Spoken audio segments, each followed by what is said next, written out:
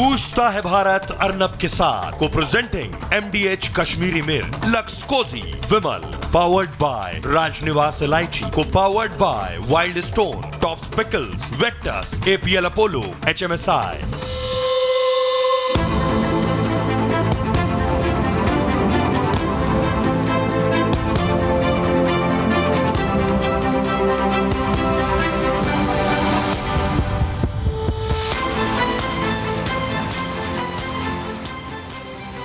नमस्कार देशवासियों, मैं अर्नब गोस्वामी।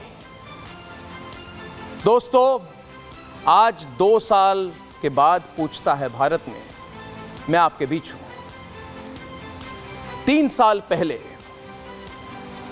लुटियन की मीडिया ने मेरे खिलाफ और रिपब्लिक मीडिया नेटवर्क के खिलाफ सुपारी ली थी, और आज मैं आपके बीच एशिया के सबसे बड़े न्यूज स्टूडियो में खड़े होकर उसी लुटियन की मीडिया को आमंत्रित करता हूं। आओ लुटियन की मीडिया, आओ, हमारे तप, त्याग, तपस्या, परिश्रम से बनी इस स्टूडियो को देखने आप आइए। इस रिपब्लिक न्यूज कॉम्प्लेक्स को देखने आइए, तब आपको पता चलेगा कि आपके षड्यंत्र का अंजाम यही है कि आज रिपब्लिक मीडिया नेटवर्क भारत का सबसे बड़ा मीडिया समूह बन गया है डिजिटल और टेलीविजन पर। और आज हमारे साथ पिछले 3.5 सालों में कम से कम 10 करोड़ और दर्शक जुड़ चुके हैं।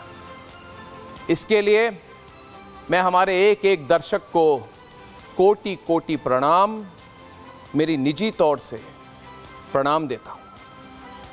देशवासियों, आज पूछता है भारत, आगे कौन और पीछे कौन। 429 सीटों पर वोटिंग हो चुकी है, यानी कि 80% से ज्यादा चुनाव पूरा हो चुका है, और सिर्फ 114 सीट बाकी है। और आज मैं खुलकर बात करने का समय मैं मानता हूं कि आ चुका है। और मैंने तो पहले भी कभी बैलेंसिंग नहीं की और ना ही आज करूंगा। ये लुटियन मीडिया वाले, ये 100 करोड़ की हेलीकॉप्टर में घूमने वाले, ये 10.5 करोड़ की बस बनाने वाले और उसमें सैर करने वाले, मैं उनसे पूछना चाहता हूं कि आज तक 100 करोड़ की हेलीकॉप्टर और 10-10.5 करोड़ की बस से कोई जमीनी सच्चाई को समझ सकता है क्या? रिपब्लिक मीडिया नेटवर्क के आज 500 से ज्यादा रिपोर्टर फील्ड में हैं। ये यूट्यूब वाले, ये घर में बैठकर कुछ भी एनालिसिस करने वाले। एक ऐसा यूट्यूब वाला जर्मनी में बैठकर जौनपुर का हाल बता रहा है, आप सब उनका नाम जानते हैं। क्या एक तरह का फ्रॉड नहीं है? पूछता है भारत, आप कब तक इन्हीं लुटियन मीडिया और इंडी यूट्यूब वालों से प्रभावित होंगे, जब आपके सामने 2 ही विकल्प है दोस्तों, मजबूत सरकार या फिर खिचड़ी सरकार। 2 ही विकल्प है। तब देशवासियों, क्या आप एक अनस्टेबल, जोड़ तोड़ से बनी हुई किसी तरह की खिचड़ी सरकार का समर्थन करेंगे? पूछता है भारत। अगर आप मोदी विरोधी भी हैं, फिर भी क्या आप एक अनस्टेबल खिचड़ी सरकार का समर्थन करेंगे? पूछता है भारत। हां, नंबर 1, बीजेपी की कठिनाइयां हैं, मैं मानता हूं, महाराष्ट्र में, हरियाणा में, थोड़ी बहुत राजस्थान में, थोड़ी बहुत, कहते हैं कर्नाटक में, मैं श्योर नहीं हूं। पर क्या यह सच नहीं है कि असम, उड़ीसा, पश्चिम बंगाल, आंध्र प्रदेश, तेलंगाना, तमिलनाडु, इतना तक कि केरल में बीजेपी के नंबर बढ़ेंगे? दूसरी बात, सामान्य ज्ञान क्या बताती है? सामान्य ज्ञान यह बताती है कि 2019 में 224 सीटों पर बीजेपी को 50% से अधिक वोट मिले थे। अब मान के चलिए इसमें अगर 4 से 5% कम भी हो जाए, जो मैं नहीं मानता कि ऐसा होगा, फिर भी बीजेपी के साथ 220 प्लस रहेगी, मिनिमम टू मिनिमम, जहां पे इजी विक्ट्री है, आसान जीत है। तीसरी बात, ये इंडी पत्रकार और इंडी समूह के प्रायोजित यानी कि स्पॉन्सर्ड यूट्यूबर जो हैं, ये अभी 80-90 पूरे 100 की गिनती कर रहे हैं। हर दिन सुबह उठ के बोलते हैं हमें सिर्फ 80-90 पूरे 100 की सीटें चाहिए। दोस्तों, ये कहते हैं कि किसी तरह से 80 सीट मिल जाए तो अपना काम बन जाएगा और वो सरकार बना लेंगे। और मैं 1 मिनट जिप शॉट को हटाकर सीधी बात करना चाहता हूं क्लोजअप पर, जरा इसको हटाइए। मैं एक ही बात कहना चाहता हूं, आप क्लोजअप पर आ जाइए गरिमा जी, कि ये 80-90-100 की लॉजिक क्या है? ये किस आधार पर कह रहे हैं कि भारत में आप सरकार बना लेंगे 80-90 सीट लेकर? दोस्तों, इसमें कोई लॉजिक नहीं है। 543 सीट्स हैं और ये लोग कह रहे हैं कि किसी तरह से 80-90-100 सीट कांग्रेस को मिल जाए, मिली जुली सरकार हम बना लेंगे। दोस्तों, हमें एकजुट होकर ऐसे 80-90 और पूरे 100 की जो क्लब है, ये जो षड्यंत्र है, इससे बचना होगा। सच तो ये है कि लुटियन की मीडिया और ये इंडी के प्रायोजित यानी कि स्पॉन्सर्ड यूट्यूबर अपने आप को सत्ता से बाहर मानते हैं। मोदी सरकार के 10 सालों में इनकी सरकार में एंट्री बंद हो गई है। ये जो ऊपर का पैसा बनाते थे ना, ये पत्रकार ये नहीं बना पा रहे।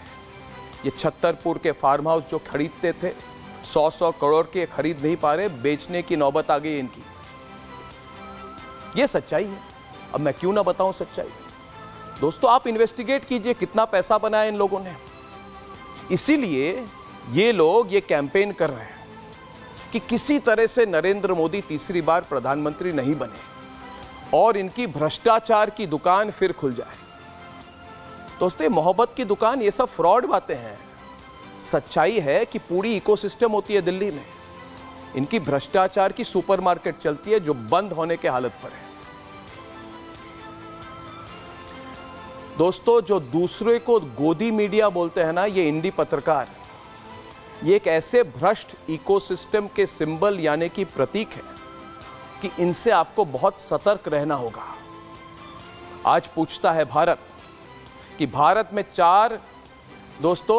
5 चरण के चुनाव खत्म हो चुके हैं। जो भी पॉलिटिक्स को समझते हैं वो डीप में जाकर सोचें कि इस बार आपके सामने विकल्प क्या है। मैं आज 4 जानकार पैनलिस्ट को लेकर आया हूं, जिनमें 2 मोदी के सपोर्टर हैं और 2 मैं मानता हूं मोदी के खिलाफ हैं। और मैं मानता हूं कि कुछ भी हो जाए, ये चुनाव 2024 का चुनाव सिर्फ और सिर्फ नरेंद्र मोदी के नाम पे लड़ा जा रहा है।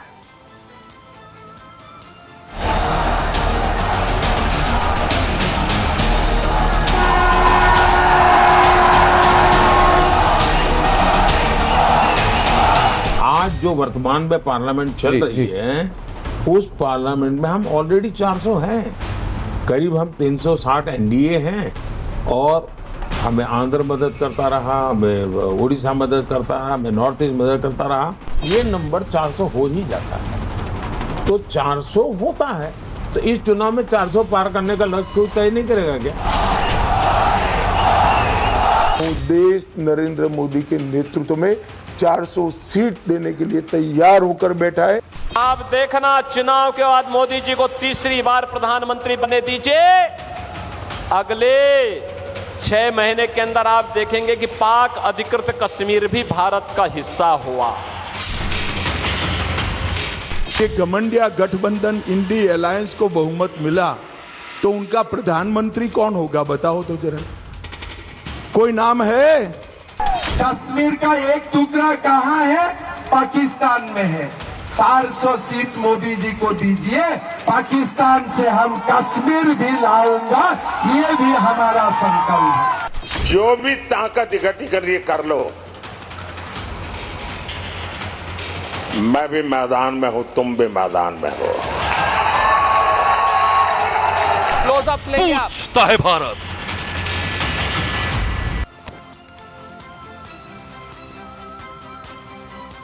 दोस्तों हमारे साथ आज बीजेपी के राष्ट्रीय प्रवक्ता शहजाद पूनावाला, पुष्पेंद्र कुलश्रेष्ठ, बहुत ही सीनियर जर्नलिस्ट, रत्नाकर त्रिपाठी जी आज वाराणसी से हमारे साथ आए हैं, बड़े लीडर है कांग्रेस पार्टी के, और ओमकारेश्वर पांडे, बहुत सीनियर पत्रकार हमारे साथ है। ओमकारेश्वर जी, पहली बार आपके साथ मुलाकात हुई है, तो आपसे मैं शुरू करना चाहूंगा। आज की जो वोटिंग हुई है उसकी संख्या को देखते हुए मुझे लग रहा है बहुत जोरदार वोटिंग हुई है। अब आप मान के चलेंगे ओमकारेश्वर जी कि यह विचित्र बात है कि इस बार जब वोटिंग टर्नआउट अच्छी होती है तो इंडी वाले जो लोग होते हैं वो खुश नहीं होते, वो खुश तभी होते हैं जब वोटिंग कम होती है। मगर आप देख रहे हैं हर फेज में वोटिंग बढ़ रही है, इंक्रीज्ड वोटर टर्नआउट हो रही है इस हीट वेव के बीच में। आपको क्यों लगता है ये क्यों हो रहा है? मुझे ऐसा लगता है कि वोटिंग जो पैटर्न है, पहले फेज में, दूसरे फेज में, तीसरे फेज में, और अब आके चौथे फेज की बात हो रही है, पांचवा फेज बेसिकली। शुरुआत के फेज में हमने देखा कि वोटरों में उत्साह की कमी थी। ये भी एक सवाल उठा है कि जो वोटिंग परसेंटेज है जो पहले बताया गया उसको 10 दिन बाद उसके आंकड़े आए, डिजिटल इंडिया में 10 दिन बाद नहीं आने चाहिए थे, और उसमें काफ़ी एक फ़र्क भी नज़र आया। विवाद का विषय है, बहस का विषय है। अब जब आंकड़े सुधर रहे हैं, आज के आंकड़ों का मुझे पता नहीं क्योंकि मैं रास्ते में था, भागते हुए आया, मैं चलते चलते देखा बिहार में काफ़ी कम वोटिंग हुई है, कई राज्यों में अच्छी वोटिंग हुई है। आप 3 बजे के आंकड़ों के बारे में बोल रहे हैं? हाँ जी, तो अगर वो अच्छे हुए हैं तो निश्चित रूप से अच्छी बात है। वोटरों का रुझान अगर मतदान की तरफ जा रहा है तो मैं इसे पॉजिटिव मानता हूं, अच्छी बात मानता हूं। हमने देखा है मगर पूरी असम्पशन तो यही थी ना कि इस बार लोग वोट करने नहीं आए बाहर।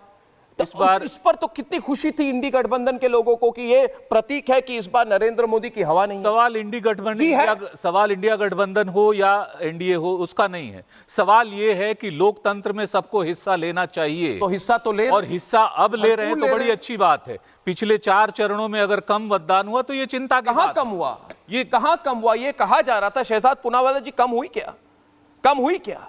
इससे शुरू करते हैं। आप आंकड़े हमारे सामने हैं, रिकॉर्ड टूट चुका है जम्मू कश्मीर में। शहजाद देखिए, पहले 2 फेज के बाद ये लोग जो है पस्त हुए, दूसरे 2 फेज के बाद ये लोग ध्वस्त हुए, और आज चौथे और 5वें फेज के बाद इनका सूर्यास्त हो चुका है। इसलिए मुझे लगता है कि आज इस प्रकार की नकारात्मकता का भाव आ चुका है। उद्धव ठाकरे जी ने तो ईसीआई को ऑलरेडी ब्लेम करना शुरू कर दिया है। इसी से पता चलता है। देखिए, आज ये चुनाव किस चीज़ का है।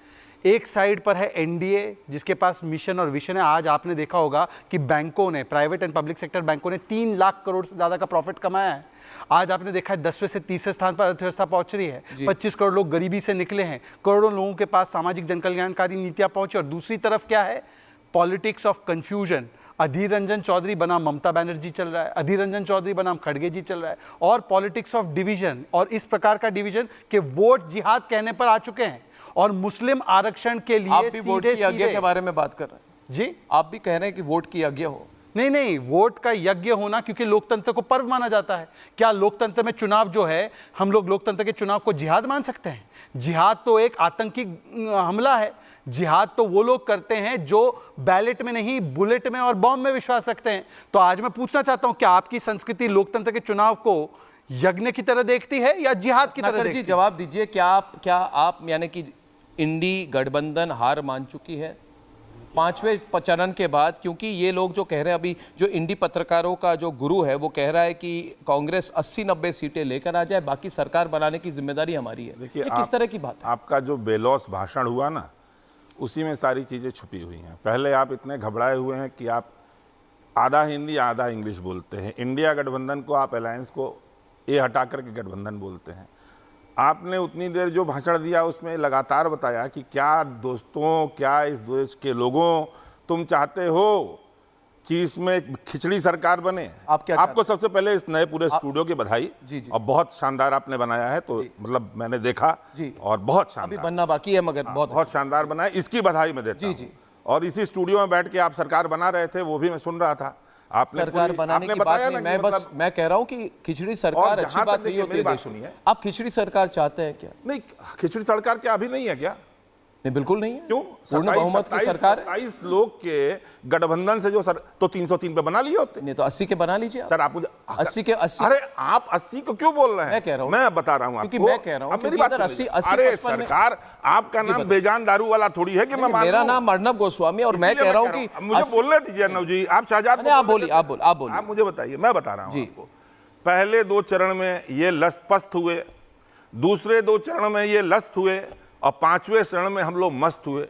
कश्मीर की वोटिंग, कश्मीर में क्या लड़ रही है आपकी पार्टी चुनाव? सर जनता आपसे त्रस्त नहीं, आप मुझे बताइए कश्मीर। जनता आपसे त्रस्त हुई, आप मस्त हुए। शहजाद जनता भाई, त्रस्त आप मुझे बताइए कश्मीर में कहां भाई साहब ऐसा है, सुनिए, आप मुझे बता दो अमेठी से क्यों नहीं लड़े? आप, अरे मेरा मन, अमेठी से क्यों नहीं लड़े? अरे आप मुझे, आज वहां पर जो आप 14% यहाँ क्यों नहीं की बैठे? वोटिंग थी 40% हो गई। मुझे बताइए, आज 14 की 40 हो गई। आप बोल लीजिए तो आप मैं बता बोलूं। दीजिए गुरु, आप बता दीजिए अमेठी से क्यों नहीं लड़े? अरे बोलिए आप। वायनाड के बदले एक और सीट लेनी क्यों आप पड़ी? बोलिए। प्रियंका वाड्रा जी चुनाव ही नहीं लड़ रही, बताइए। ये पस्त है। नहीं, मूल मुद्दे पे, मूल मुद्दे पे मैं मूल मुद्दे पे ला रहा हूं। एक मिनट रत्नाकर जी, ये पॉलिटिक्स ये पॉलिटिक्स की बात छोड़िए, ये पॉलिटिक्स की बात छोड़िए, पॉलिटिक्स की बात छोड़िए, देश के बारे में बताइए।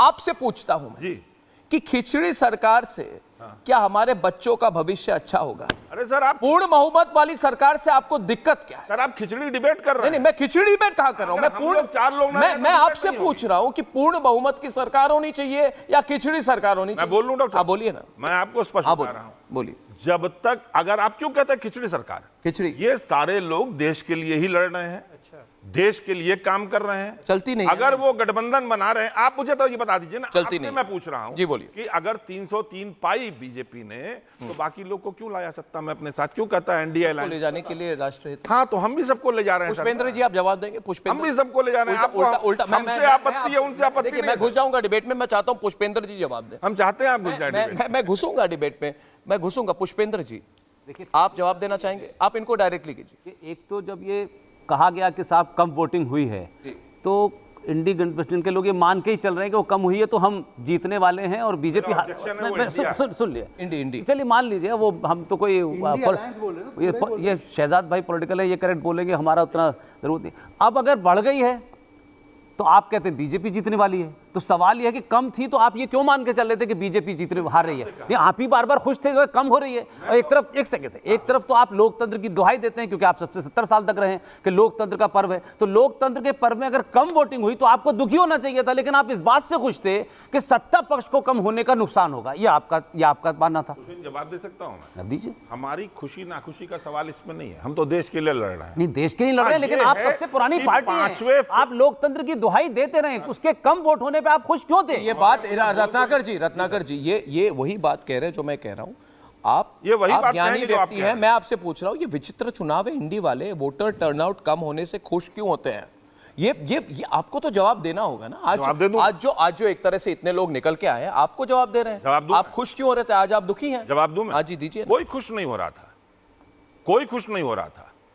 उस समय भी कई जगहों पे ठीक वोट। हाँ शहजाद 2 मिनट रुक जाओ यार। डायरेक्ट टक्कर होगी, इसलिए आपको मुझे टक्कर क्या, उनसे कोई मेरा कुश्ती थोड़ी आप कराने करिए। ऐसा कुछ हो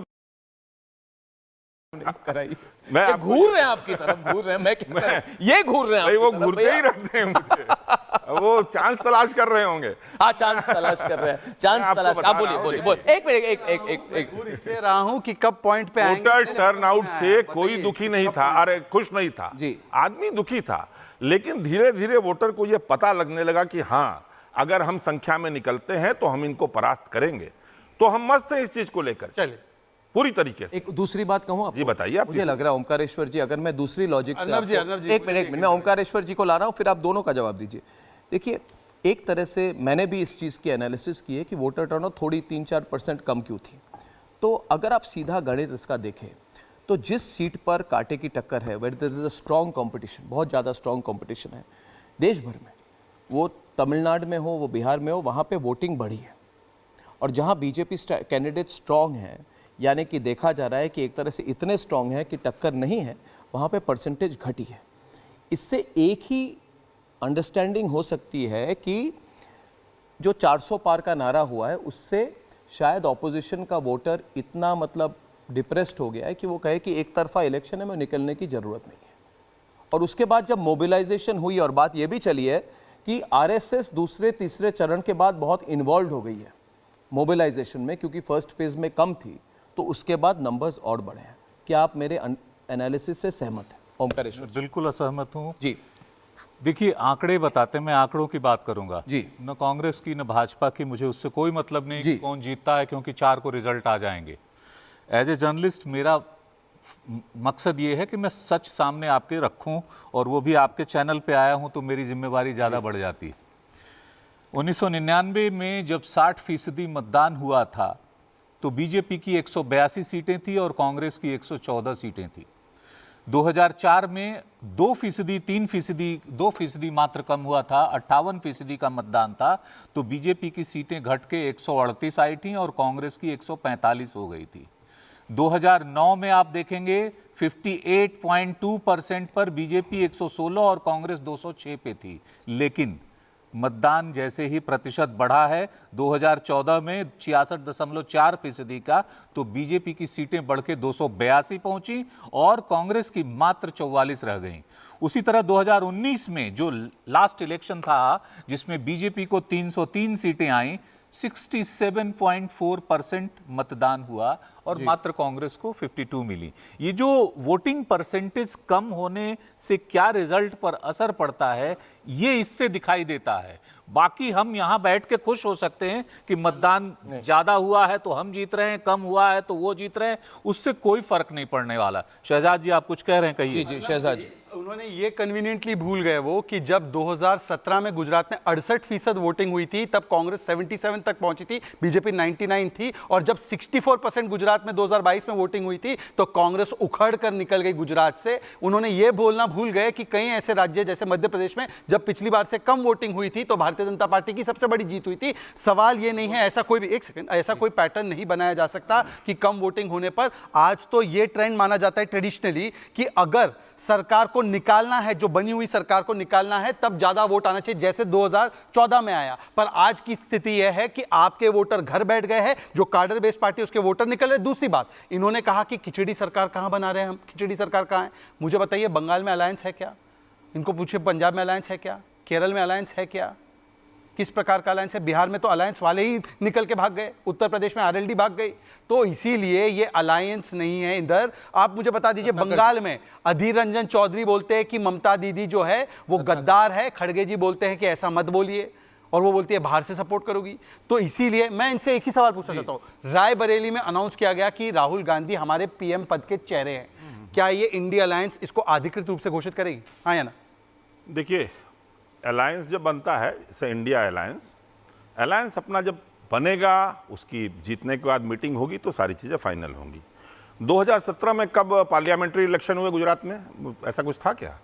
अरे आप अभी डाटा बता रहे थे, अब बताओ, असेंबली का। हाँ भाई, बस हो गया, अलग होते हैं क्या सर? रुक जाइए ना, गुजरात के पार्लियामेंट इलेक्शन अलग होते हैं, वही पूछ रहा हूँ। बताइए, ये कोई कॉमन शाहजहां भाई बोलने तो दीजिए। एक मिनट शहजाद जी, इनको बात खत्म करने दें। मैं भी सुन रहा हूँ, बोलिए।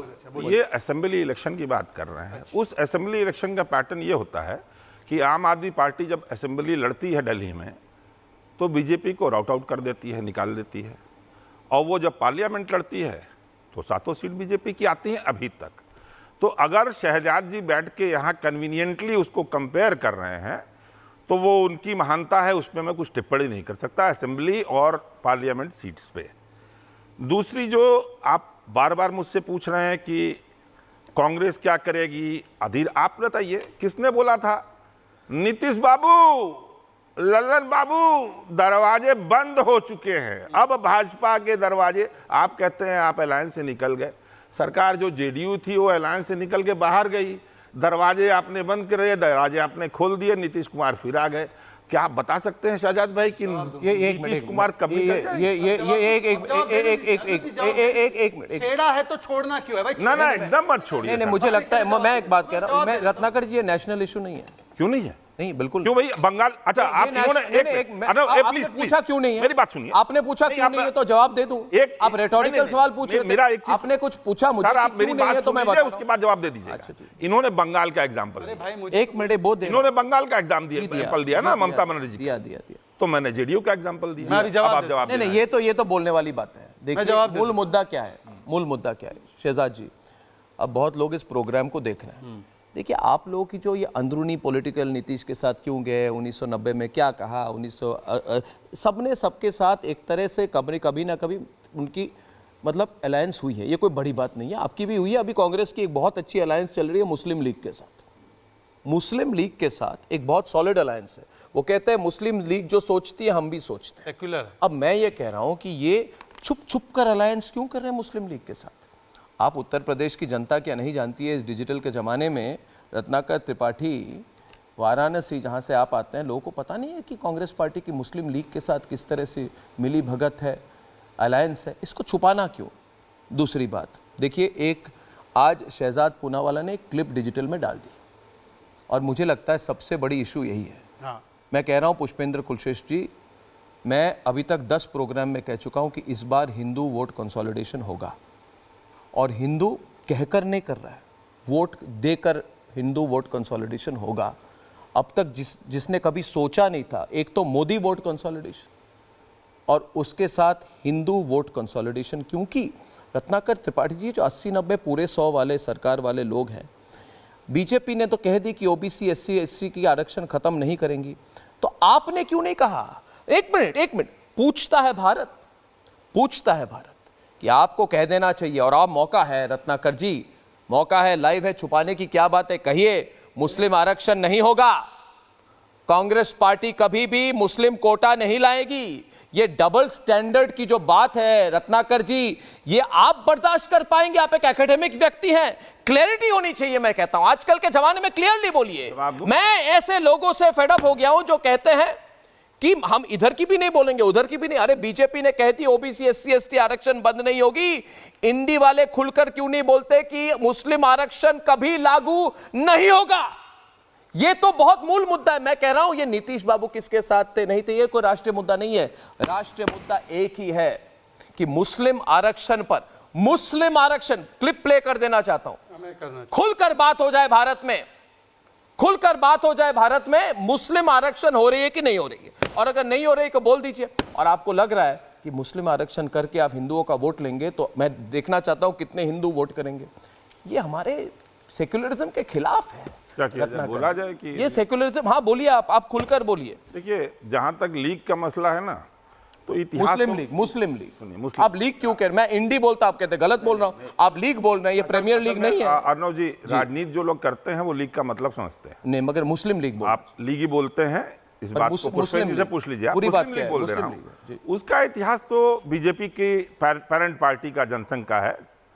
बंगाल में चुनाव में उन्होंने मुस्लिम लीग के साथ ही चुनाव बनाया, सरकार बनाई। बात खत्म करें। अभी थोड़ा इंटेंस हो रहा है डिबेट, अभी डिस्टर्बेंस नहीं होगी। देखिए पूरा समय है, तो देखिए आप भी, मैं दूंगा, मगर मैंने एक सवाल भी लंबा पूछा है ना, मुझे शहजाद जी, शहजाद जी इनको बोलने दीजिए, उसके बाद मेरा मौका। इनकी हमेशा से मुस्लिम लीग से साठ-गांठ रही है।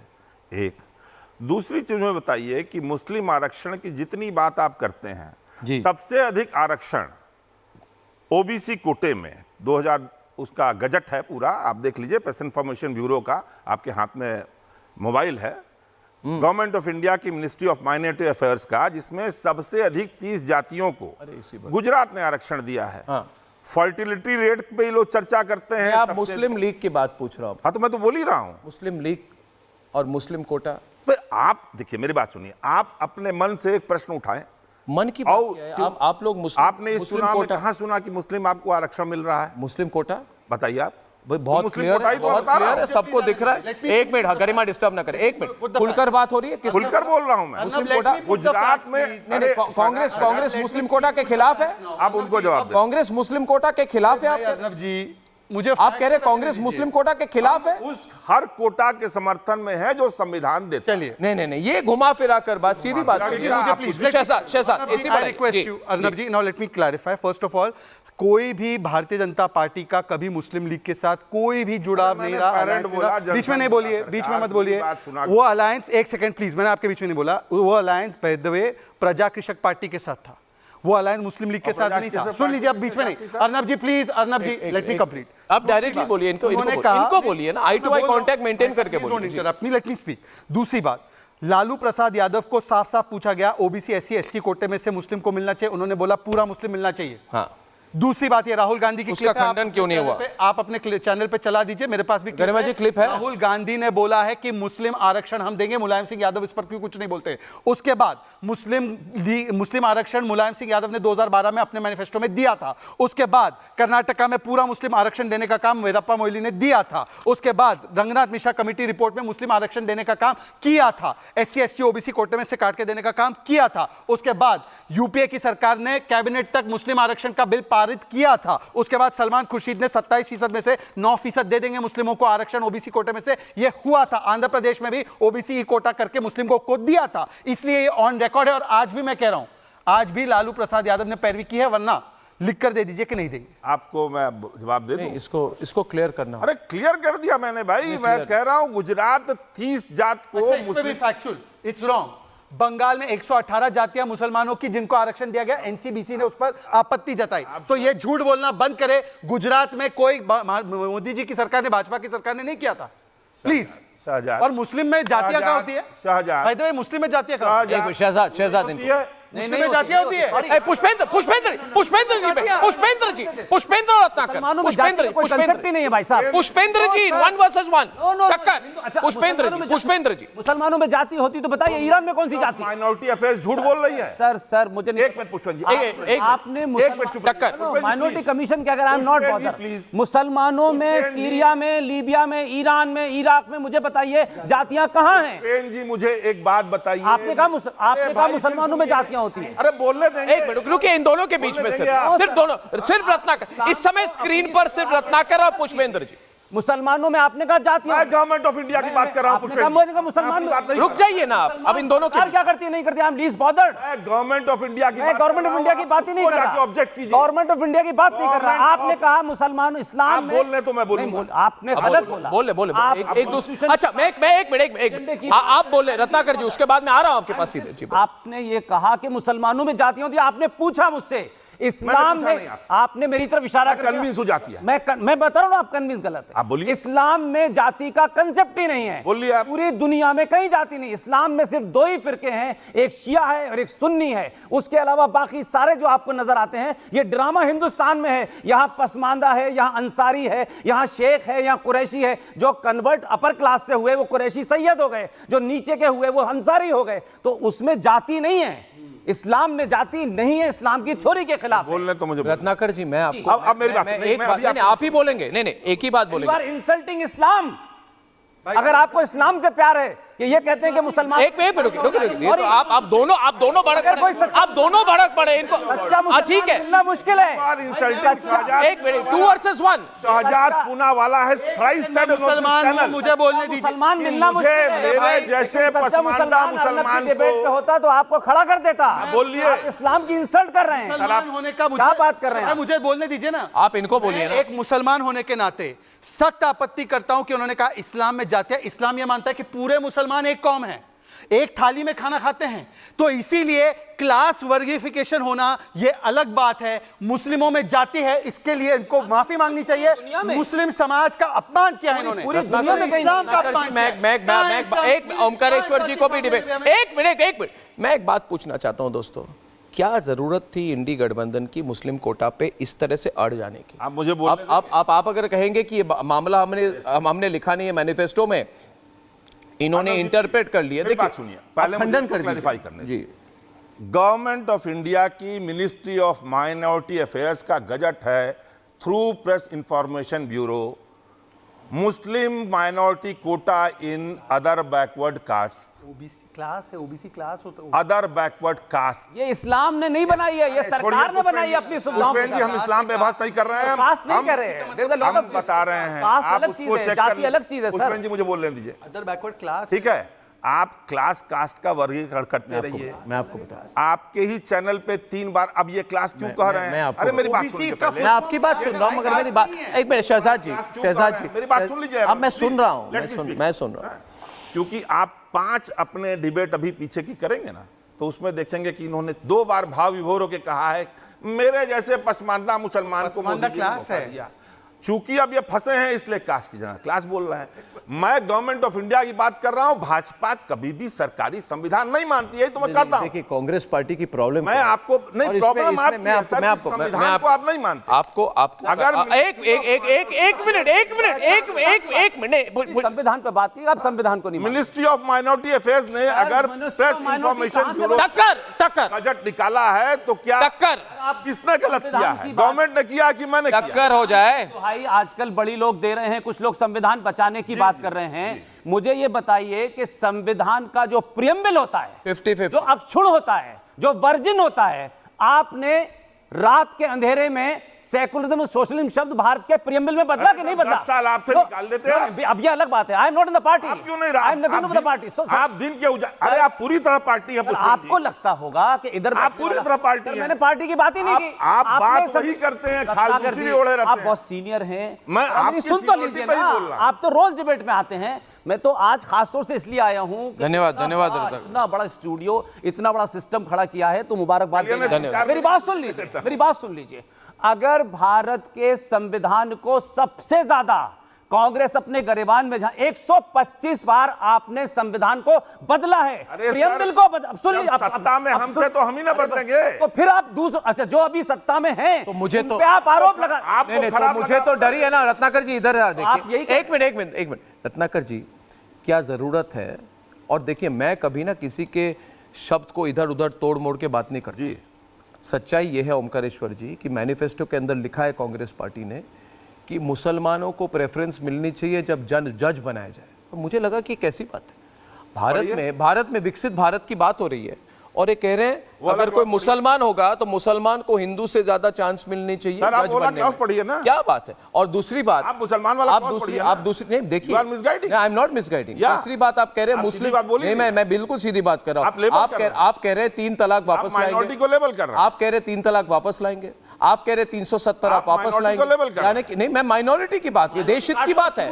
370 माइनॉरिटी की बात हो गई, 3 तलाक की बात माइनॉरिटी की बात हो गई। रत्नाकर जी आप खुलकर आप मुझे क्लैरिफाई कीजिए, 3 तलाक की बात माइनॉरिटी की बात हो गई।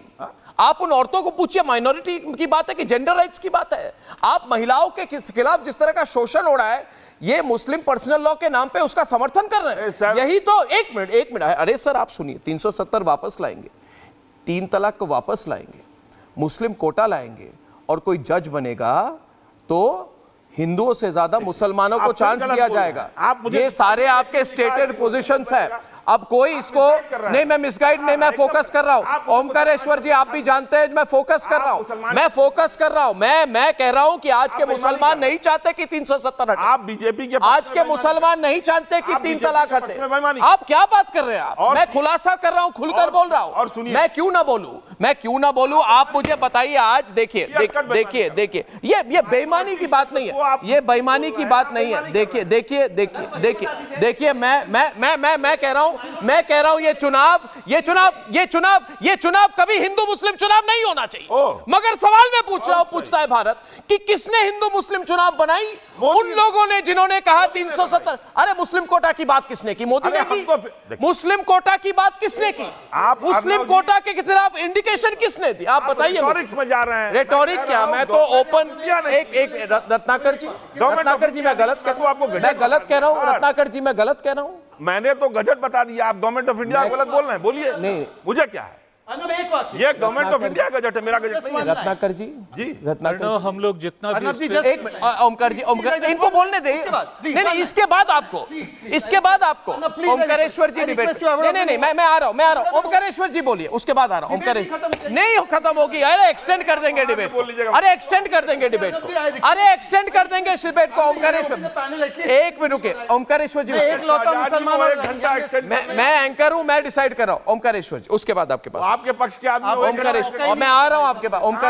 ओमकारेश्वर जी, इस पर ऐसा लगता है कि हम लोग चाहे जितना भी डिबेट कर लें, जितनी कोशिश कर लें, आज का हिंदुस्तान पहले से ज़्यादा मैच्योर है। वो रिलीजन के नाम पे नहीं जा रहा है। हम चाहे मुस्लिम लीग की बात कर लें, मंगलसूत्र की बात कर लें, किसी और चीज़ की। अभी बात रिजर्वेशन मुस्लिम्स के हो रही थी, उसमें कास्ट्स की। कास्ट्स और क्लास के वर्ड में डिफरेंस हो सकता है, लेकिन मेरे सामने प्रेस इंफॉर्मेशन ब्यूरो की वो लिस्ट है जिसमें सभी राज्यों के वो सूची नाम पढ़ के सुना देंगे शहजाद जी। गुजरात के भी बहुत सारे नाम है, बिहार के भी बहुत सारे हैं, बहुत सारे नाम हैं। अब उसमें उन्होंने शब्द जो यूज किया है, the government has already provided reservation to some Muslim communities under other backward classes category. Classes, वही तो मैं कह रहा हूँ, वही मैं कह रहा था। अर्नब जी, आप मुझे आने दीजिए। Arnab ji, now this is not fair. आप एक मिनट, इस वक्त रत्नाकर जी देखिए, अभी ओमकारेश्वर जी और इनके बीच में डिबेट होगी। स्क्रीन पे सिर्फ ओमकारेश्वर और शहजाद पूनावाला होंगे, 1-to-1 डिबेट होगी। आप दोनों के बीच में, आप this is not right. Shehzad ji, this is not right. आप दोनों के बीच में होगी, सिर्फ आप दोनों screen but I have to speak. You will speak, you will. अच्छा, ओमकारेश्वर जी, No, I don't want to. आप इनके इंटरवेंशन के बाद फिर बोलेंगे। Thank you. आप सिर्फ 2 लोग स्क्रीन पर हैं भाई साहब, आप 2 लोग स्क्रीन पर हैं और कोई नहीं। इनकी बात सुन ले। This is not fair. आप में से एक को थोड़ी देर, नहीं, I am not conceding. I am not. देखिए, आप में से आप दोनों में से एक को, आप दोनों में से एक को सिस्टम, आप दोनों में से एक को, आप में से एक। This is not right. अच्छा, ओमकारेश्वर जी, मेरी तरफ देखिए। आप पर भरोसा है, आप मेरे पे भरोसा कीजिए, आप मेरे पे भरोसा करें, मैं बस इतना ही चाहता हूं, आप मेरे पे भरोसा करें मान्यवर। मैं ये कह रहा हूं ओमकारेश्वर जी, मैं इनको चांस दे रहा हूं, उसके बाद 100% आप पर आऊंगा। जी, आप डायरेक्टली बात करें, आप इनके तरफ देखकर बात क्यों नहीं? I will do it, आप इनके तरफ देखकर बात करिए। 30 seconds without interruption. Just now when they were saying to, Hindi में बोले, हिंदी में। जब ये पुष्पेंद्र कुलशेष को 4 मिनट पहले बोल रहे थे, मैंने बताया क्लियरली कि गवर्नमेंट ऑफ इंडिया ने मुसलमानों में जातियां नहीं, क्लासेस को आइडेंटिफाई किया है, जो उन्होंने पढ़कर ही साबित कर दिया। और दूसरा मेरा एक सवाल, जो मूल सवाल है, ये कह रहे हैं ना मुस्लिम आरक्षण के लिए नहीं है, ये तो समाज के लिए चाहते हैं, ओबीसी SC ST के पक्ष में। एएमयू में मुस्लिमों को पूरा दिया गया है, वहां से SC ST OBC आरक्षण कांग्रेस ने खत्म किया। एक बार कांग्रेस लिख कर दे दे कि हम एएमयू में SC ST OBC आरक्षण चाहते हैं। राइट? नहीं, ओमकारेश्वर जी, एक सेकंड। मेरा सवाल ये है, क्या कांग्रेस, क्योंकि आप तो कांग्रेस के सवाल पे पीछे जाएंगे, सुन लीजिए। अच्छा, ओमकारेश्वर, कांग्रेस सुनकर जवाब, एक सेकंड, सुनकर जवाब। आप कांग्रेस के ही पक्ष के लिए आए, सुनकर कांग्रेस जवाब, सुनकर जवाब। आप पर्सनल बात छोड़ दीजिए पर्सनल बात। फिर बोलिए कि एएमयू में SC ST OBC आरक्षण मिलता था, सेंट्रल यूनिवर्सिटी थी, सेंट्रल यूनिवर्सिटी है। एक minute, speaking in the middle, आप not letting my point to come. मैं क्या कह रहा हूं कि थोड़ी देर, मैं तो एक्सटेंड कर दूंगा डिबेट को। मुझे बोलने का मौका। रत्नाकर जी, मैं एक्सटेंड कर दूंगा। दर्शक देख रहे हैं। Arnab, this is not right. अरे क्या बात करें, परेशानी की जरूरत नहीं, मैं खुलकर बात करने वाला, मैं कोर्ट से डरने वाला आदमी भी नहीं हूं। आप एक मिनट, आप ये तरीका ठीक नहीं है कि मेरे एक वाक्य में 2 लोगों को स्क्रीन पे रखा जाए। ये तरीका, शहजाद जी, आप भी इतना कंप्लेन कर, मुझे बोलने दीजिए। मैं पूछ रहा हूं क्लियर कट, कांग्रेस पार्टी ने एएमयू जो सेंट्रली फंडेड है वहां पर SC ST OBC आरक्षण खत्म किया, उस पर आपका स्टैंड क्या है? ये कांग्रेस वाले जवाब देंगे। मेरा सवाल क्या तरीका हो गया? एक मिनट, भाजपा पे सब जवाब देंगे, कांग्रेस पे एक मिनट, मैं अभी आपने पूछा, जवाब सुन ले। मैं सवाल कर रहा हूं जी। ये जो मैं शांत जो प्रेस इंफॉर्मेशन ब्यूरो का जो रिलीज पढ़ा है वो 2011 का है। आप 2014 से पावर में हैं, आप इस पर इतना ऑब्जेक्शन है तो आपने क्या इसको कैंसिल करने के लिए कोई कदम उठाया? वो क्लास है तो आप एक्सेप्ट करते हैं। इसका मतलब है, वही तो इसका मतलब मुस्लिम OBC में क्लास को रिजर्वेशन देना चाहिए। अब दोनों मेरी बात सुने, फिर आपको देना चाहिए। मेरी बात सुने। ओमकारेश्वर जी मेरी बात सुनिए जरा, 2 मिनट। एएमयू में बताइए। अरे ओमकारेश्वर, अरे शहजाद सुनिए मेरी बात। नहीं, पांडे जी, ओमकारेश्वर जी, शहजाद सुनिए मेरी बात। किसी भी, अरे ओमकारेश्वर जी, ये बहुत हद हो गई। अभी मैं कुछ कह रहा हूँ। ओमकारेश्वर जी, रत्नाकर त्रिपाठी जी, मेरी बात सुनिए। मैं इसकी जो है ना लिटमस टेस्ट करने वाला हूँ। देखिए 2 मिनट जरा शांत हो जाए, मैं अपनी बात करूँ। देखिए, अगर आपकी राय है या आपकी थिंकिंग है कि भारत में कोई भी मुसलमान पैदा हो या मुसलमान होने के नाम पे वो मेल फीमेल जेंडर जो भी हो, मुसलमान हो, तो उन्हें आरक्षण मिलना चाहिए। आप ये क्लास, कास्ट, इधर ये वो दिखा के कोशिश ये कर रहे हैं कि ये जो है उसी को एक्सटेंड करेंगे। नहीं, ये गलत है। क्योंकि रत्नाकर त्रिपाठी जी, मूल मुद्दा ये है कि आप मुसलमानों को कहना चाहते हैं कि देखिए, आप कोई भी वर्ग से हो, किसी भी मुसलमान के कोई भी समुदाय से हो, शिया हो, सुन्नी हो, कुरैशी हो, अंसारी हो, आपको आरक्षण मिलेगा।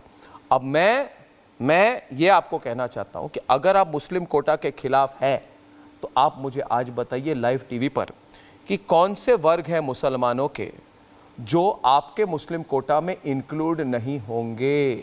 नाम बताइए। अच्छा, आप मुझे जरा बताइए, संविधान ने क्लास को दिया है रिजर्वेशन की कास्ट को? मेरे जवाब का सवाल का जवाब दे दीजिए ना। यही चल रहा है ना, दे दीजिए ना। मैं पूछ रहा हूं तो दे दीजिए। आप बताइए ओबीसी क्यों फंस गए आप बुरे फंसे, आप फंस गए। अदर बैकवर्ड क्लासेस को दिया है कास्ट को? नहीं, आप मुसलमानों को कोटा क्यों देना? पहले ये बता दीजिए। ये टर्निंग पॉइंट हो गई इलेक्शन, इसलिए कि जो इन्होंने पढ़ा, मुझे लगता है कोई मुसलमान भी इसका माइनॉरिटी रिजर्वेशन देखिए फ्रॉम अदर बैकवर्ड। एक बाइट प्ले करूं।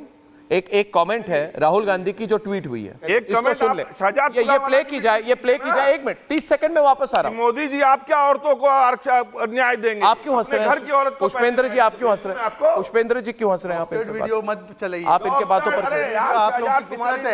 अमित शाह जी की भी डॉक्टर, आप क्यों हंस रहे हैं इनके वोटों? अमित शाह की भी डॉक्टर वीडियो चलाते हैं और बताया वीडियो मत चलाइए। तुम्हारे सारे तुम्हारे लेख को क्या कहो? तड़ाक पे आ गए तू तड़ाक पे, संविधान तड़ाक पे आ गए। नहीं, तू तड़ा पे नहीं आए, तू तड़ा पे नहीं आए। नहीं, ये गलत बात है। पुष्पेंद्र जी, अगर रत्नाकर भाई जब कॉन्स्टिट्यूशन सभा की जब डिबेट हो रही थी तब बाइट रेडी रखिए ना। मुस्लिम लीग के लोग बैठे हुए थे, तब रिजर्वेशन नहीं मांगा था किसी ने। मैंने आपको जो नहीं, आप दो बात बोलिए ना है। Confusing two things. No listen Ratnakar, मेरी बात एक लाइन, मैं एक लाइन सर बोल लीजिए सर। आपने कहा कि इस्लाम में जाति होती है। मेरा पॉइंट, सरकार ने क्या किया, इसने क्या, मैं उस पर जा ही नहीं रहा। आपने ये कहा कि मुसलमानों में जातियां होती हैं, मैंने कहा नहीं होती। ये आपके, मैंने इसलिए कहा लीबिया, सीरिया, ईरान, चलिए ये बात बहुत देखिए, जो भी हो रहा है इस देश में, ये गलत हो रहा है। क्योंकि रंगरेज, भिष्टी, छिप्पा, हेला, भर्तिया, सब क्या है? रत्नाकर जी, आप क्लास बोलते रहिए, आप क्लास बोलते रहिए, आप क्लास बोलते रहिए। जैसे कुमार हमारे यहाँ, बढ़ई हमारे यहाँ जाति नहीं होती। इसमें आता है बढ़ई जाति नहीं होती सर, आपने वर्ग के हिसाब से वर्गीकरण किया है। फिर वही तो मुसलमानों में जो आप मुझे बताइए, मुसलमानों में उस काम के हिसाब से हुआ, लेकिन इस्लाम में जाति नहीं होती। मैं यहाँ इस्लाम पे डिबेट कर रहा हूं। आपने कहा मुसलमानों में जातियां होती हैं, मैं कह रहा हूं नहीं होती। आप कंसीड करिए। गवर्नमेंट ऑफ इंडिया, एक मिनट रत्नाकर जी एकेडमिक बात ना आए। देखिए ये लोग प्रोग्राम जो देख रहे हैं आज, हमारे जितने लोग प्रोग्राम देख रहे हैं, रत्नाकर जी 1 मिनट, जितने लोग प्रोग्राम देख रहे हैं वो जानना चाहते हैं जीत कौन रहा है। सिंपल सी बात है, ये एकेडमिक डिबेट इधर ही बंद हो जाए। देखिए नहीं, मेरी बात सुनिए। देखिए ये बात है कि कई लोग हैं, इनकी दुकानदारी पर ताला लग चुका है, ये मेरी बात है। आप भी जानते हैं इनकी एंट्री बंद है। कांग्रेस से इनका लगाव है, पुराना लगाव है। ये लोग अभी 80-90 पूरे 100 का माहौल बना रहे हैं। ये माहौल बना रहे हैं दोस्तों, 80-90 पूरे 100, 80 बन गए तो हमारी सरकार बन गई। ये कहते 80-90 पूरे 100 में लगा धागा, चोर निकल कर भागा।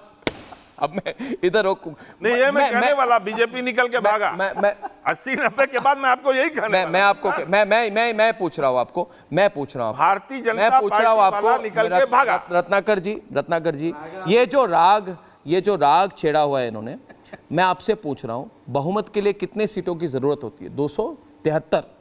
तो ये कैसे कोई सीरियस आदमी कैसे कह सकता है कि 272-273 सीट की जरूरत नहीं है, 80 सीटों से सरकार बना लेंगे? ये क्या बात चल रही है?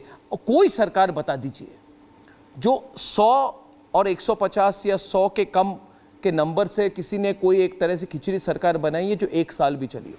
और मेरा ये मानना है कि भारत में आज एक स्थिर सरकार की जरूरत। आप कोई भी एक सरकार का नाम बता दीजिए, मैं आपको बता दूंगा वो अनस्टेबल सरकार थी। हमें स्टेबल सरकार की जरूरत है ओमकारेश्वर जी, सिंपल सी बात है। भारत को आगे जाना है तो स्थिरता चाहिए। इंडिया अलायंस की सरकार मोस्ट स्टेबल होगी सर। अभी दिख रहा है कितने नहीं, आप बताइए, आप बताइए। चलिए नहीं, शहजाद जी 1 मिनट, ओमकारेश्वर जी, रत्नाकर जी, हरियाणा की स्टेबिलिटी, रत्नाकर जी, मैं कह रहा हूं फुल मेजॉरिटी। शहजाद जी एंकरिंग मत कीजिए, शहजाद जी रुक जाइए। रत्नाकर जी इधर बात करिए। रत्नाकर जी आपको रिएक्ट करने की कोई जरूरत नहीं। मैं सीरियस डिबेट हो रही है, आप छेड़िए मत। मुझे ये बताइए कि कोई भी सरकार बनी है हमारे देश के इतिहास में, जहां पे कोई एक पार्टी को अगर 200 सीट मिनिमम नहीं हो तो वो स्टेबल सरकार नहीं। आप तो मोदी जी की गुजरात वाली बात बोल रहे हैं सर। मैं इनसे पूछ रहा हूं, हम देखिए पॉलिटिकल साइंस की बात करते हैं, हाँ सर, आप तो वर्बेटम वही बोल रहे हैं। मैं वर्बेटम इनसे पूछ, आप इनके लिए जवाब क्यों दे रहे हैं? ओमकारेश्वर जी को जवाब, ओमकारेश्वर जी आप बताइए। पहले उस बात को समेट देता हूं बड़ा अच्छे से। क्लास और कास्ट की जो बात हो रही थी कि अगर गुलाब को किसी और नाम से पुकारोगे तो क्या उसकी खुशबू बदल जाएगी? अरे पर इस्लाम में जो चीज नहीं है उसको काहे घुसा रहे हो? कास्ट कह लो या क्लास कह लो, सरकार ने जब इसको दे रखा है तो वो तो वही रहेगा ना, वो भिश्ती इस्लाम में, पर छोड़ो वो पॉइंट, और वही रहेगा। दूसरी बात क्या स्टेबल सरकार, क्या अटल जी ने जब कोalition सरकार बनाई थी तो उनके शौक से बनी थी? कोalition सरकार किसी पार्टी के शौक से बनती है। मजबूरी में आपने बीजेपी ने फुल मेजॉरिटी होने के बावजूद एनडीए बनाई है, शौक से बनाई है। अरे किस लिए बनाई? अच्छा लुक, नहीं मैं आपसे उल्टा सवाल करता हूं। ओमकारेश्वर जी मुझे जवाब दूंगा। आपने कहा कि अटल बिहारी वाजपेयी जी ने जब सरकार बनाई है ना, उन्होंने मजबूरी में सरकार बनाई। आप मुझे बताइए। नहीं, मजबूरी नहीं, कोalition की मजबूरी। कोalition। चलिए मेरी बात सुनिए। अगर अकेले उनको मिल जाता तो कोalition क्यों लेते साथ? ओमकारेश्वर जी, ममता को भी अन्ना और ओमकारेश्वर जी, बात मैं समझ जाता हूं, मैं समझदार व्यक्ति हूं। मैं कह रहा हूं कि मई 1996 में सरकार बनी थी पहली बार अटल जी की, कितने दिनों तक चली थी? 13 दिन चली। तो मैं आपसे उल्टा सवाल कर रहा हूं, क्या आप 13 दिन की सरकार चाहते हैं इस बार? बिल्कुल नहीं। हाँ, तो दूसरी बात बात भी जो कोalition गवर्नमेंट चली है, मैं ये कहता हूं। तो मैं आपको उल्टा सवाल कर रहा हूं। देखिए इतना तो जानकार मैं हूं। उसके बाद 1998 में, मार्च 1998 में फिर से सरकार बनी है ना। अब मुझे बताइए कितने सीटें थी? 182 सीटें थी बीजेपी की, सिर्फ बीजेपी की। कितने दिनों तक सरकार चली? 390 दिनों तक। क्या आप 390 दिन की सरकार, 1 साल की सरकार चाहते हैं? आपको मैं सवाल कर रहा हूं मान्यवर, आप HD देवेगौड़ा जब वो प्रधानमंत्री बने थे, मैं रिपोर्टर हुआ करता था, कितने दिनों तक सरकार चली? 324 दिनों तक। क्या आप 324 दिन की सरकार चाहते हैं? उसके बाद और एक व्यक्ति आए, इंदर कुमार गुजराल, कितने दिनों तक उनकी सरकार चली? 332 दिनों तक। क्या आप 332 दिनों की की सरकार चाहते हैं? मैं सिर्फ जितने लोग रिपब्लिक भारत देख रहे हैं वो कहते हैं बीजेपी का समर्थन करते हैं। मैं बीजेपी का समर्थन नहीं कर रहा, मैं मजबूत सरकार का समर्थन कर रहा हूं। मैं कह रहा हूं भारत को मजबूत सरकार चाहिए, 17 दिन या 1 साल की सरकार की जरूरत नहीं है। बोल रहे हैं अब मैं कह रहा हूं, कौन सा आंकड़ा मेरा गलत है? रत्नाकर जी आप हर बार कह रहे हैं मैं गलत हूं। कौन सा आंकड़ा मेरा गलत है? ये कैसी बात? नहीं, ये कैसी बात कर रहे हैं आप? ऐसे ही बोल देते हैं, मैं क्यों मानूंगा? आप बताइए 2004 से 14 कौन सी सरकार चली? फुल मेजॉरिटी चली? भैया मेरी बात सुनो। अरे अभी तक आप वही कर दे रहे हैं। मैं आपको 2004 के नंबर भी बता दूंगा। मेरी बात सुनो। अरे मेरी बात बताइए, मैं बैठा हूं, आपका चैनल, आप इन्होंने पूछा, मुझे जवाब दूं इनका? जवाब दूं इनका? 1 सेकंड लगेगा जवाब देने दीजिए। मेरी बात अधूरी रह गई। आप कहिए। मेरी बात अधूरी रह गई थी। मैंने तो आपके फुल टॉस पर मैंने सिक्सर मार दिए। हम यहाँ आपके फुल टॉस पर मैंने, आपको लगता है आपको मैंने कैच आउट कर दिया बाहर, आप ध्यान नहीं। चलिए ओमकारेश्वर स्टूडियो में बैठ के 80, 90, 100 की चिंता किए जा रहे हैं। मैं नहीं कर रहा। भारतीय जनता पार्टी 400 पार हो रही है तो फिर आप काहे को चिंतित? काहे को चिंतित कि कोalition आए या नो कोalition आए? फिर आप ही ने अपने स्टार्टिंग इंट्रो एंकर में खत्म कर, आपने कहा कि 220 आ रही हैं। आपको कैसे पता 220 आ रही हैं? बात कर रहे हैं आप? नहीं, आप जवाब नहीं देंगे, ये मेरे को मिसकोट कर रहे हैं। ओमकारेश्वर जी आपकी बहुत सम्मान करता हूं, मगर मेरी बात सुन लीजिए। आप कभी भी इस चैनल में बैठकर मुझे मिसकोट कर रहे हैं और मैं छोड़ दूंगा। मैंने क्या कहा? मैंने ये बात आप उसको रिप्ले कर लीजिए। आपने खुद कहा था कि अगर 220 सीटें भी आ रही हैं। अरे देखिए, आप मुझे एनीवे से बात नहीं निकलेगी। बताइए। मैं आपको फिर से बता रहा हूं जो मैंने कहा। मैंने कहा ओमकारेश्वर जी कि आंकड़े आपको बता रहा था कि 2019 में 224 ऐसी सीटें हैं जहां बीजेपी को 50% से अधिक वोट मिला है, और इसलिए मैंने उसके बाद कहा कि 4-5% कम भी हो जाए तो ये 224 सीट तो ये तो सिक्योर है, इसके ऊपर कितने सीटें मिलेंगी। आप इसको घुमा फिरा के, आप तो ज्ञानी व्यक्ति हैं, आप ये मीम या रील वालों की तरह क्यों कर रहे हैं कि इधर से उधर काट के ऐसे घुमा के बोलेंगे। मैंने कभी नहीं कहा ओमकारेश्वर जी आप गलत कह रहे हैं, मैंने कभी नहीं कहा। मैं आपसे उम्मीद नहीं रखता हूं कि ऐसे फिर भी आप लेकर के एनीवे मैं बहुत क्लियर बताता हूं जी। आप जो कह रहे हैं 2019 में 224 सिक्योर सीटें थी और उसमें सिक्योर नहीं 50% से ऊपर थी, 50% सिक्योर थी। 2019 के माहौल में और आज के माहौल में बहुत बड़ा फर्क है। 2019 में पुलवामा हुआ था और देश में राष्ट्रभक्ति का ज्वार था। आप कह रहे हैं आज राष्ट्रभक्ति नहीं है। मोदी 2 के प्रति जितनी आस्था थी, आज मोदी 2 के प्रति इतनी आस्था नहीं है। तो आप समझते ही हैं सर। 2019 में जो देश में जो मुद्दे उठ रहे हैं आज वो नहीं उठे थे। आधा राज्य आधा हिस्सा इधर पंजाब से लेके हरियाणा तक किसान आंदोलन से पीड़ित नहीं था, राजपूतों का आंदोलन नहीं था, ये अग्निवीर का इशू नहीं था, युवाओं के अनएम्प्लॉयमेंट का इशू नहीं था। आज जो मुद्दे हैं, आज के मुद्दे देखिए, आज के मुद्दों के हिसाब से उद्धव ठाकरे 2 टुकड़े नहीं हुए थे शिवसेना के, वो 2 टुकड़े हुए हैं और वो आपके खिलाफ खड़े हैं। आम आदमी पार्टी आपके साथ खड़ी थी, आज वो कांग्रेस के साथ खड़ी है। पार्टी किसके साथ? इनडायरेक्टली बीजेपी के वोट उन्होंने बढ़ाए थे, कांग्रेस के वोट काटे थे। आप सुन लीजिए दिल्ली में 7 की 7 सीटें आई थी। ये बोल रहे कि हमको बढ़ाया, मतलब ये आज जो डिफरेंस है, आज जो हमको बढ़ाया, आपको ये बोल रहे हमको मैंने आपको वोटिंग पैटर्न पे एक line, they've been speaking for long, एक लाइन, 2 मिनट बाकी हैं, दो लाइन, केवल 2 लाइन। 543 सीट्स है, इन 543 सीट्स में से 330 सीट लगभग कांग्रेस जीत रही है, बाकी की 213 सीट आप लोगों की, बाकी इंडिया अलायंस जो भी है लड़ रही है, पर अलग अलग लड़ रही है। 330 सीट में से कांग्रेस को कितनी मिल रही है मान्यवर? सरकार बनानी है तो 272 चाहिए, which means Congress has to get at least. अरे भाई बताइए, अभी आपने बोला कोalition बन रही है, सरकार बन रही है, मोदी जा रहा है, 330। पुष्पेंद्र जी कुछ कहेंगे? आज जी पॉलिटिकल पार्टी का जवाब देने के लिए यहाँ ये बैठे रत्नाकर पार्टी को ऑन एयर कीजिए, रत्नाकर जी ये जाने। अच्छा आप बता दीजिए 330 में आप कितनी सीटें जीत रहे हैं, आप बताइए। कंफर्टेबली 280 जीत रहे हैं। 200 आपको ऑब्जेक्शन है 330 में? मैं नहीं मानता। मतलब आप मैं नहीं मानता, स्ट्राइक रेट तो मैं नहीं मानता। आप रख लीजिए, धोनी का भी नहीं था स्ट्राइक रेट। मैं नहीं मानता। नहीं, को कमाल कर रहे भाई। भाई आप मुझे बताइए, ये वैसे ही है जैसे वो 400 पार कह रहे हैं, आप 280 सीटें जीत रहे हैं। बिल्कुल, फिर जरूरत क्या थी? थोड़ी देर पहले आप इन्होंने अरे बात सुन लीजिए सर, बात सुनिए। अभी थोड़ी देर पहले आपने कहा था ये वैसे ही है जैसे ये 400 पार कर रहे हैं। आप थोड़ी देर पहले कह रहे थे कि भाई भारतीय जनता पार्टी जब अकेले जीत रही थी तो फिर 303 के बाद गठबंधन क्यों हुआ? और लास्ट में एक बात कहूं, भारतीय जनता पार्टी लास्ट में एक आंकड़ा दूं, 2000। रत्नाकर जी एक आंकड़ा दूंगा जिससे हम सब लोग खुश हो जाएंगे।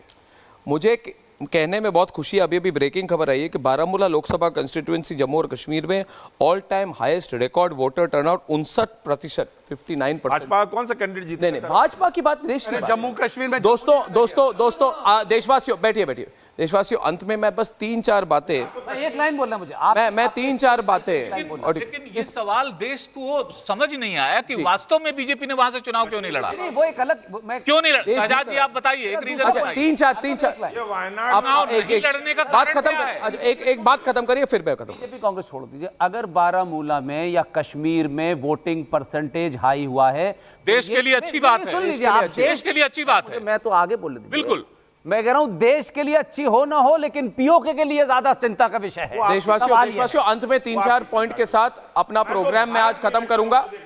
पहली पॉइंट आपको मैं कह रहा हूं, क्या आप पुरानी सिस्टम, पुरानी सोच और पुरानी टाइप की जो एक तरह से खिचड़ी सरकार वाला फॉर्मूला था, क्या आप उसको वापस लाना चाहते हैं? इसके बारे में आप सोचिए।